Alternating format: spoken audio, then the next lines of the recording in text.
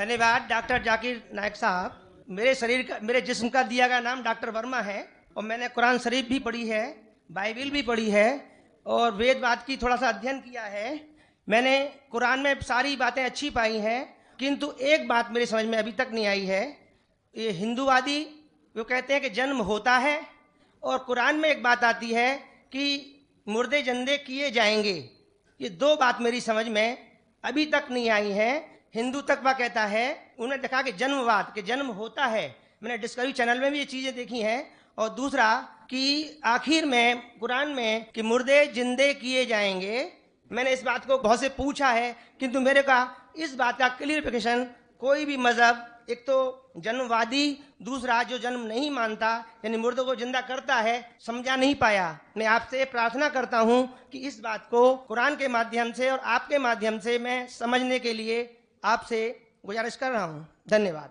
Doctor साहब ने अच्छा सवाल पूछा है कि उसने कुरान मजीद पढ़ी और सब बात को तस्लीम करते, सिर्फ एक या दो बात कि कुरान शरीफ के अंदर मौत आती है, मुर्दे को वापस से जिंदगी दी जाएंगी आखिरत में, उनका जिक्र है।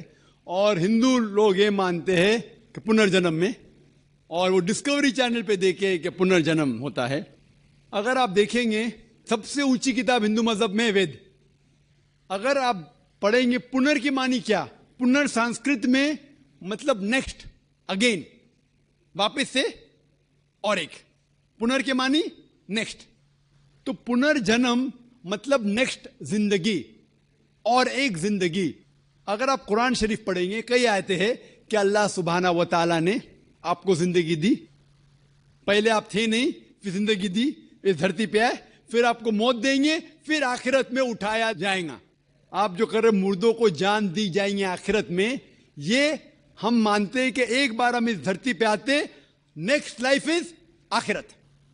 उसी तरीके से वेद में भी जिक्र है अबाउट पुनर्जन्म, नेक्स्ट लाइफ, सेम हूबहू जिस तरीके से कुरान में लिखा हुआ है।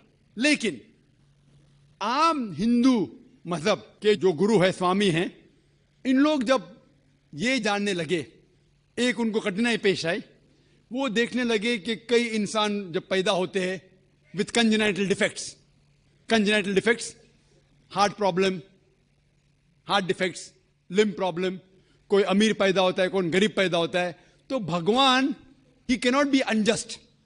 भगवान अनजस्ट नहीं हो सकता है कि कोई इंसान को हेल्दी पैदा करता है सेहत के साथ, कोई इंसान को कंजेनाइटल दिल की बीमारी से पैदा करता है, कोई इंसान को अमीर घर में पैदा करता है, कोई इंसान को गरीब घर में। तो भगवान अनजस्ट नहीं हो सकता है, ना इंसाफ नहीं हो सकता।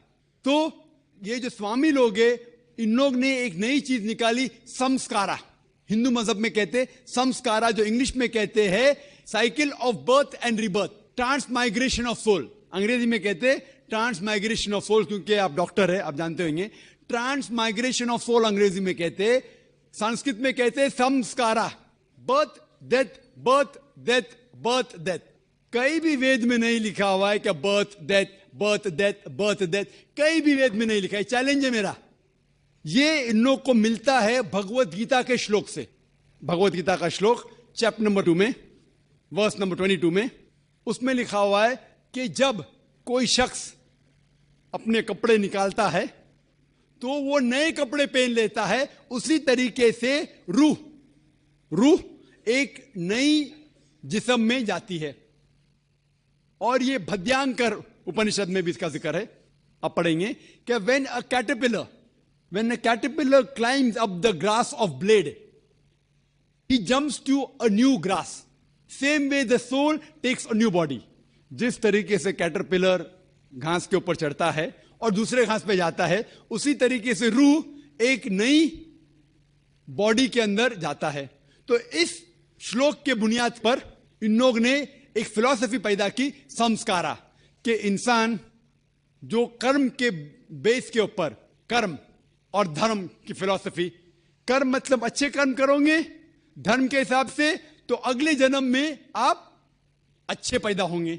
अगर आपके कर्म बुरे होंगे तो अगले जन्म में आप हो सकता है कि लूला पैदा होंगे या लंगड़ा पैदा होंगे। और जो कहते हैं कि आप इंसान 7 बार बनेंगे, ये कौन कहता है? वेद नहीं कहती, ये स्वामी जी लोग कहते हैं, कोई वेद में कहीं लिखा नहीं है।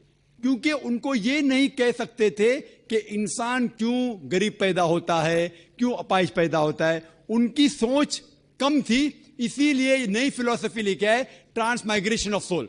आप तो डॉक्टर है, मैं भी डॉक्टर हूं।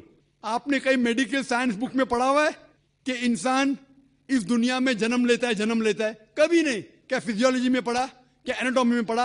अगर ये साइंटिफिक फैक्ट होता था तो हम मेडिकल कॉलेज में पढ़ते थे कि इंसान नए जन्म लेता है। हम कभी भी नहीं पढ़े। इससे यह साबित होता है कि साइंस इसको तस्लीम ही नहीं करती।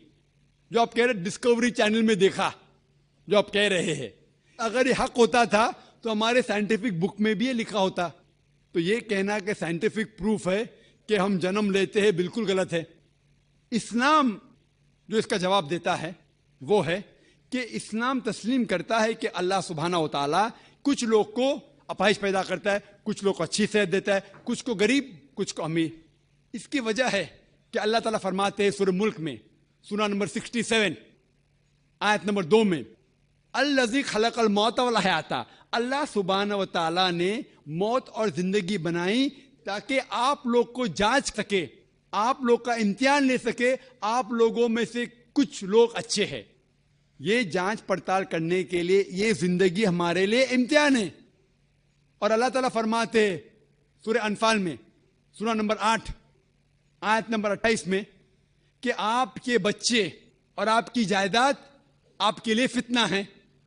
आपकी जायदाद और आपके बच्चे आपके लिए एक टेस्ट है, आपके लिए इम्तिहान है। अल्लाह ताला कुछ लोग को गरीब घर में पैदा करता है, कुछ लोग को अमीर। जो लोग अमीर है उनके लिए इम्तिहान है कि वो ज़कात देते क्या नहीं। जैसा कि मैंने कहा मेरी तकरीर में, तीसरी बुनियादी बात इस्लाम में है ज़कात। जिस शख्स के पास 85 ग्राम से ज्यादा सोना है या उसके मुकाबले में धन है, उसको 2.5% ज़कात देना फर्ज है।